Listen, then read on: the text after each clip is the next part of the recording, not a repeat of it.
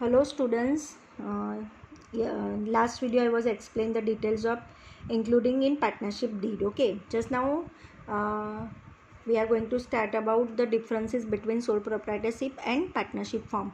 ये खाली मैं already वो पूरे topic में मैंने I was explain you first. Just now I will read about and explain this differences, and here is the chapter finish. तो 5th चैप्टर यहाँ पे फिनिश हो जाएगा. तो you will write down all the exercise and everything you will in OCM notebook. Okay, जो text book के पीछे सारी एक्सरसाइज MCQ वगैरह, शॉर्ट आंसर, ब्रीफ आंसर्स, वो सारी डिटेल्स आपको बाद में लिख लेना है. और ये डिफरेंसेस बिटवीन सोल प्रोप्राइटरशिप अपना पार्टनरशिप फर्म का भी आपको आपकी नोटबुक के अंदर लिखना है. मैं पहले से बता देती हूँ आपको सारी चीज़ें, ये सारे लिखने हैं आपके नोटबुक के अंदर, ये भी लिख देना है. बाद में मैं चेक करूँगी. तो you will write down in your notebook the difference between the sole proprietorship and partnership firm. और आगे के भी मैंने टाइप्स ऑफ पार्टनरशिप फर्म के यहाँ पे जो एक्सप्लेन किया वो भी सारे डिटेल्स आप नोटबुक में लिख लेना. Okay students, the above details can be shown in written partnership deed, and in case absence of the partnership deed, the partnership act comes in the force of automatically. Okay, फिर the difference between sole proprietorship and partnership firm.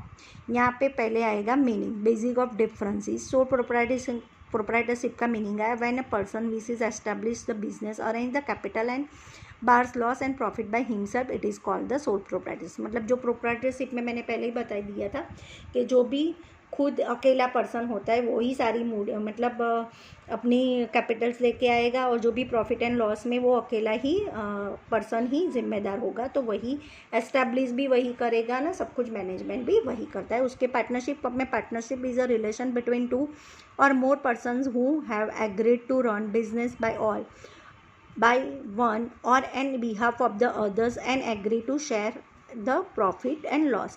मतलब यहाँ पे दो partner से business चालू होता है, one more उसके साथ जुड़ जाता है, और उसका एक एग्रीमेंट होता है. एग्री करने के बाद वो बिजनेस स्टार्टअप करते हैं. उसमें जो भी प्रॉफिट एंड लॉस होते हैं वो लोग शेयर करते हैं. सोल प्रोप्राइटरशिप में खुद ही एक ही पर्सन का खुद का प्रॉफिट एंड लॉस वो खुद ही एक ही पर्सन के पास आता है. प्रॉफिट होता है तो भी वो भुगतता है, लॉस होता है तो भी वो खुद ही उसको भी भुगतना पड़ता है. जैसे पार्टनरशिप में प्रॉफिट होता है तो दो पार्टनर के बीच में आता है, लॉस होता है तो दो पार्टनरशिप मिलके अपना लॉसेस देते हैं. Okay, numbers of members. There is only one person. Sole proprietorship में क्या आएगा? Only one person. And partnership firm में minimum 2 person according to the Companies Act 2013. Clause number 464, number of partnership in partnership firm cannot be more than 100 members as the government decision according to the Companies Act year 2014 say.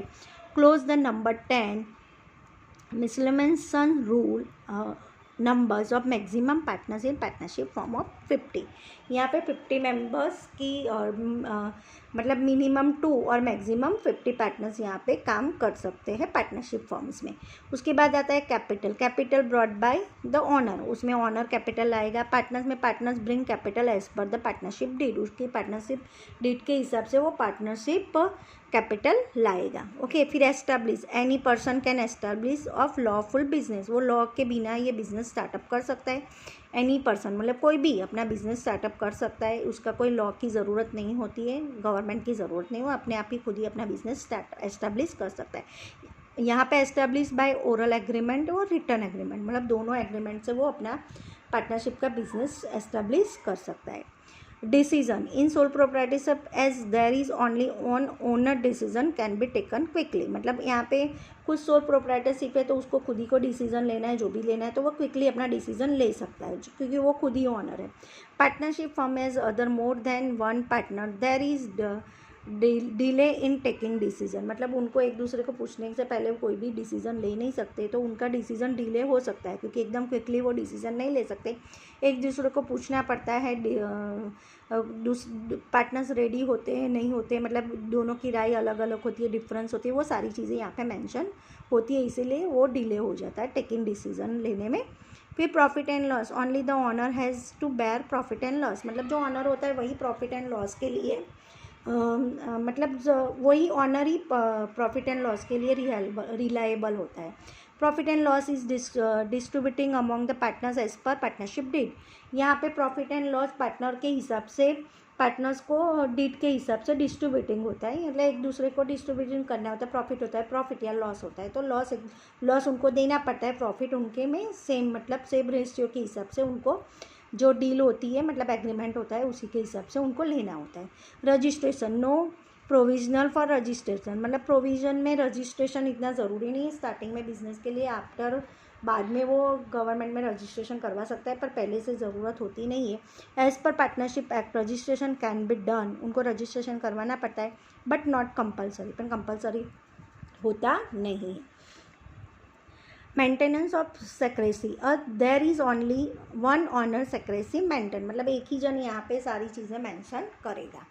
As there are more than on one partner maintenance of secrecy is less, okay, यहाँ पे भी मोर than one, एक से ज़्यादा भी partner maintain करते हैं, या फिर उसे कम लोग भी यहाँ पे मेंटेन करते हैं, वो अपने आप एग्रीमेंट के हिसाब से या पार्टनर अपने अपने अंडरस्टैंडिंग के हिसाब से डिसीजन लेते हैं। उसके बाद आया transfer of share, and when owner decided he can transfer the share, मतलब वो ऑनर खुद ही डिसाइड करता है कि कैसे शेयरिंग करना है, ट्रांसफ़र करना है, जो भी चीज़ें वो खुद ही डिसाइड कर लेता है।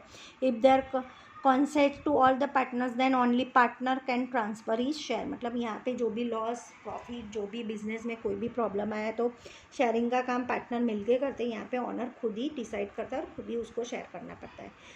Risk of business are borne by the owner, मतलब यहाँ पे सारा रिस्क ओनर का होता है, और risk of firm are distributing among the partner, यहाँ पे जो भी रिस्क होता है वो डिस्ट्रीब्यूटिंग ऑफ पार्टनर का होता है। ओके स्टूडेंट, तो यहाँ पे चैप्टर फिनिश होता है, तो जो भी एक्सरसाइज है you will write down in your OCM notebook. Okay students, thank you.